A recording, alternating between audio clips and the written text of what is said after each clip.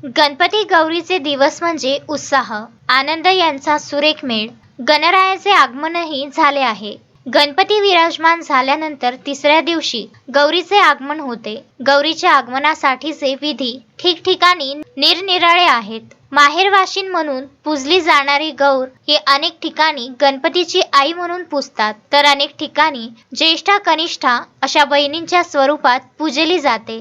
3 दिवस चालणाऱ्या गौरींच्या सणाला मोठे महत्त्व आहे. शेगावात प्रियांका झापर्डे या महिलेने आपल्या घरातील गौरी आगमनानंतर बाई पण भारी देवा म्हणजेच महिलांचा डंका वाजविणारी लूक दिली असून ते पाहण्यासाठी परिसरातील नागरिक गर्दी करीत आहेत.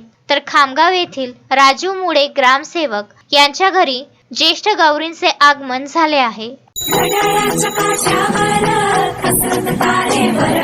नवऱ्याची मर्जी राख मुलं बाळ सासू घार जीव खेळ्या करती आया भिडताना आर पार जीव तुझा भाच्या परी रोज होई खाली वर भिडकीला भिडणारी आगर पडभारी देवा पडभारी पडभारी देवा पडभारी